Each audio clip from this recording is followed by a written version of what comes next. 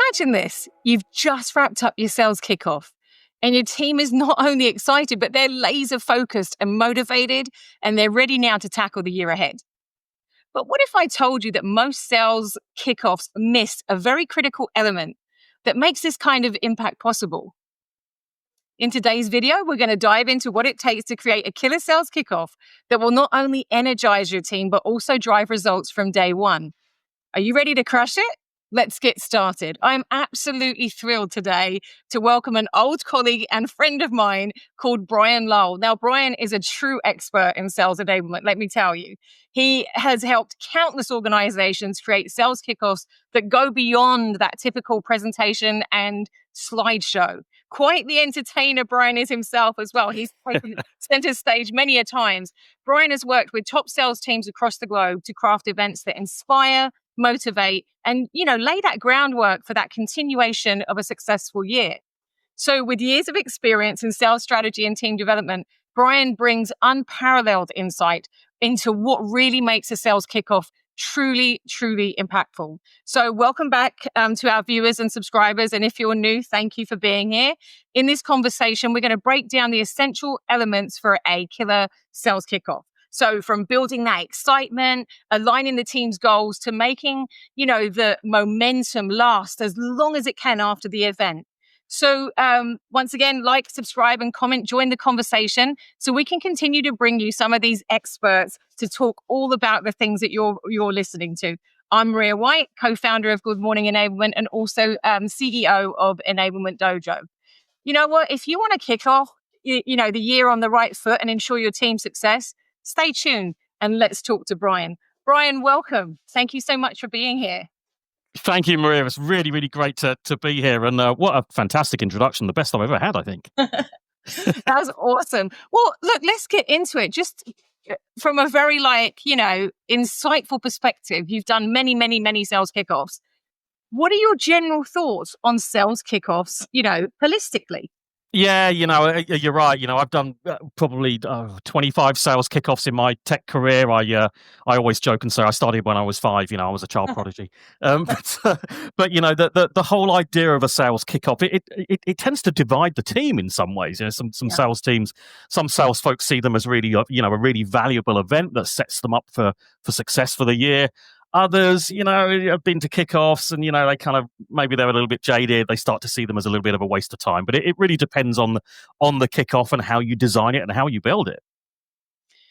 So what I heard you say, just recapping a little bit. So you've attended a lot, always as a producer and creator of one, or also as a attendee? But both, so probably the first of the 25 or so, probably the first 10, 10, 12, maybe 15, I was just an attendee. And then the last 10, 12, maybe, I've been either involved in designing and building them or sort of leading the design and build. And kickoffs, they always used to be in person, of course. COVID made us, had a big impact, of course, made them either, organizations either cancel them or make them virtual. I mentioned about kickoffs dividing the team, or people having different views, and virtual kickoffs divide the team even more so. I think, it can be really hard to make an awesome virtual kickoff, especially when you're working with a global team, time zones and what have you. That's great. I'm going to come back to the virtual piece in person at the end to get some of your, insights on that for our audience. But before we get there, how do you get buzz and energy into sales kickoffs? Yeah, everyone knows that one of the goals of Kickoff is to motivate your sales team. We want them to be excited. We want them to be energized for the financial year ahead. And we want them to know that, there are great times ahead. They're going to blow away their quotas. They're going to overachieve their goals. They're going to make a lot of money and all that kind of awesome stuff. But of course, Kickoff and success in sales isn't just about the money. Maybe there's going to be opportunities for career growth, professional development, and so on. So, these are all reasons why folks should be excited, but kickoffs also often focus on what's coming to, or let's say the what. So new products, new value messaging, new use cases, maybe we're moving into a new market or a new segment and so on. So, getting that buzz, getting that excitement, telling people what the vision is, what are all the awesome things that are coming and the reasons why they should be excited. That's a big, big part of kickoff. But, most kickoffs that I go to, these type of sort of motivational presentations and sessions, they tend to take center stage. Yeah. But it's one part of it to make people motivated and excited. What they tend to miss out on is the next part, which is how they're actually going to achieve those goals. So that's really good. I'm glad you said that, because my next question for you was going to be, and I'll still say it, once they're energized, how do you translate this into real business impact?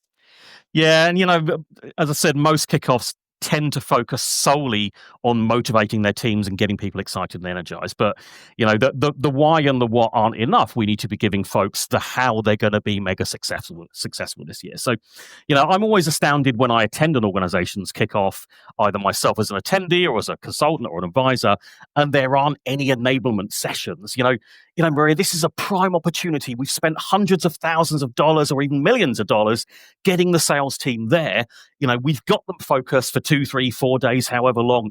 So we absolutely should be making the best use of that time by enabling them on how they're going to be successful and setting them up for the next financial year. Absolutely. I couldn't agree with you more. And so what type of sessions, the enablement side of it, should a sales kickoff include? Yeah, absolutely, Maria. I mean, it really depends on the focus of the business and exactly what those motivation sessions are about. If there's a new product with an awesome use case, for instance, and by the way, if we're talking about products, no salesperson cares about a product that might come in 6 months' time. It needs to be something that they can focus on and start to sell very, very soon. But if there's a new product or use case, we need to enable our folks to sell that in the context of the customer's business issues that it addresses. Another example, let's say there's new messaging, new value messaging, or perhaps a different perspective on our current messaging. Let's enable our sales teams on that. And by the way, when I say enable, a lot of organizations, they think about enablement as, showing sales teams a video, or here's a deck that they need to walk through and just kind of expect them to know how to use it. But, what we should be doing is using the time at kickoff to get our sales team situationally fluent in the message. Some awesome sales folks that I've worked with in the past use the term audible ready in terms of how they understand that message.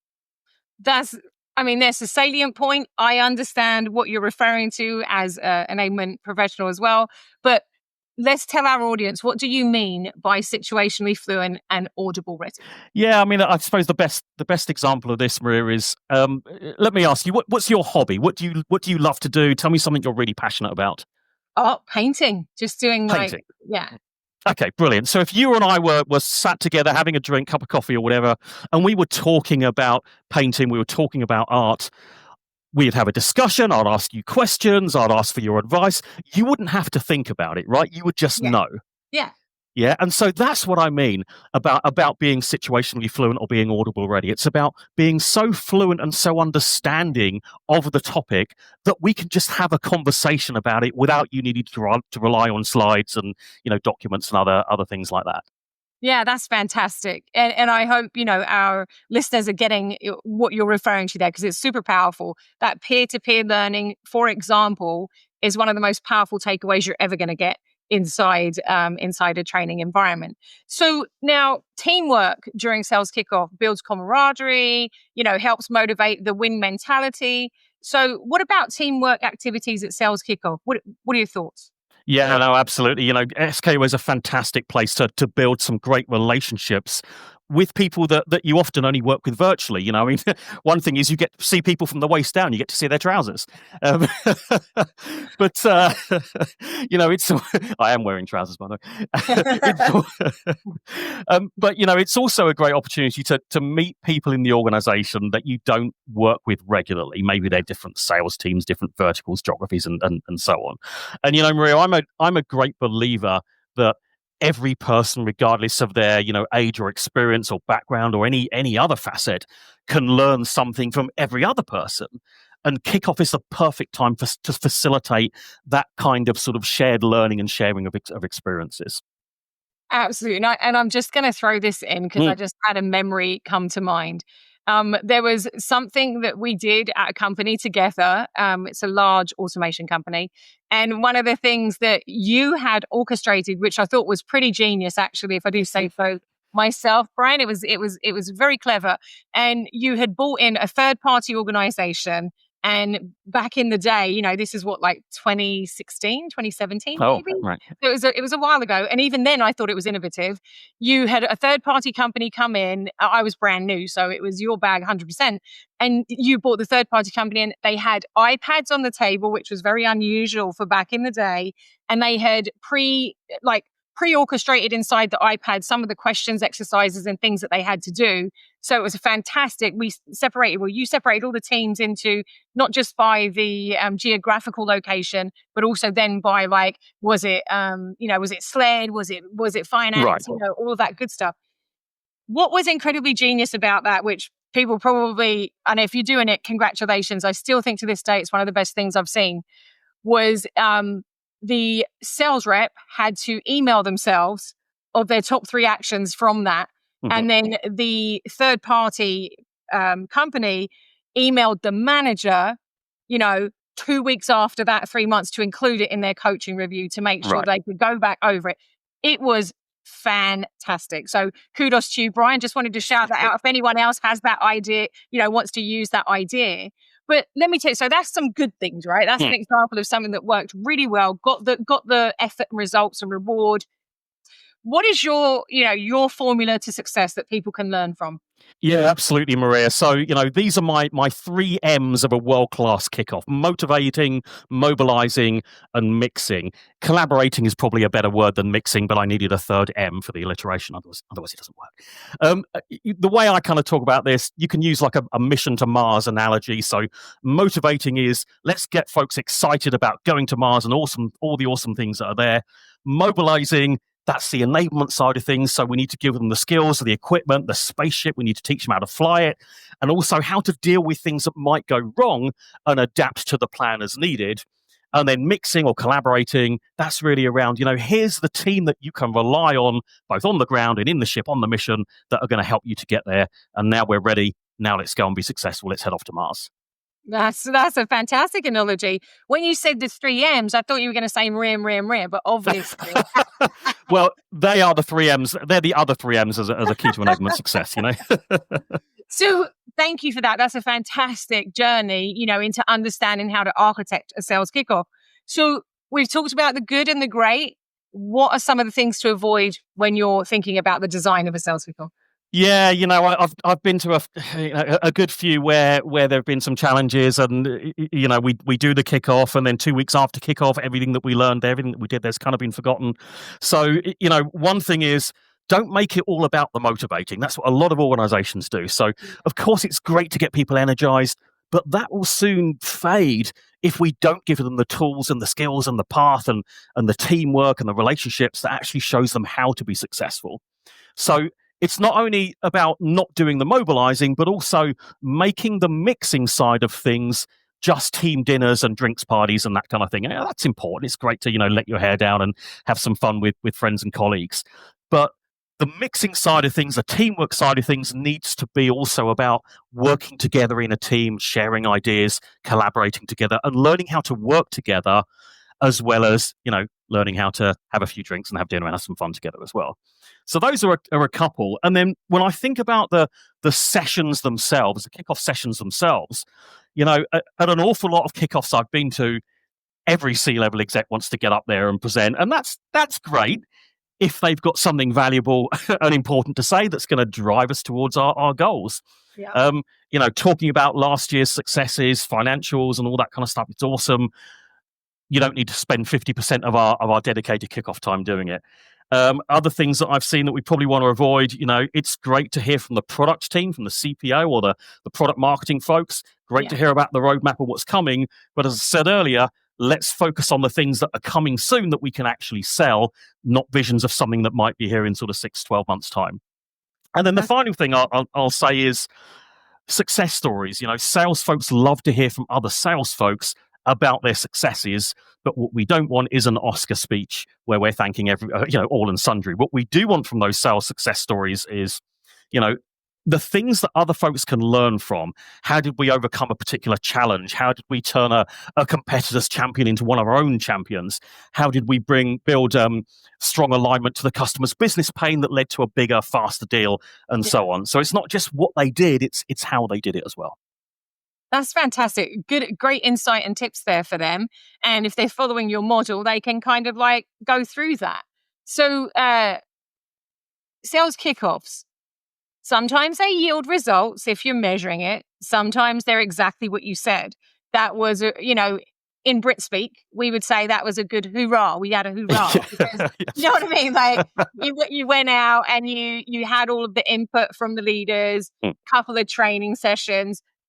They're one and done, so there's no reinforcement. So tell us, Brian, what are some sales kickoffs, and you can focus on one or many, your choice, that have yielded awesome results for the business impact? Yeah, I mean, a couple kind of spring to mind. I won't mention the companies, of course, but one of the organizations I work very closely with, we had part of the motivating was, we had a new product, we had a new use case launch. We mobilized people with a very sort of structured, organized enablement program around that at kickoff.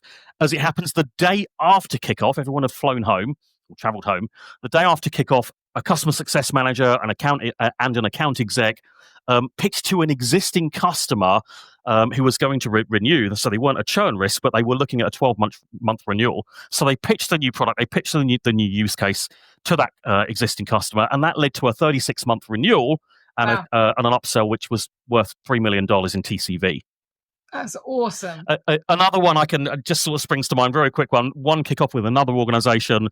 Kickoffs aren't always just about the revenue team or the sales team. So at this particular one, we invited some developers there, some other folks from around the business too, to get their input and perspectives. And at that one, we had some new messaging, and we enabled everyone on the new 60-second messaging pitch, elevator pitch, some folks might call it. Right. One particular developer, on the plane on the way home, he sat next to somebody, gave them the new 60-second messaging pitch.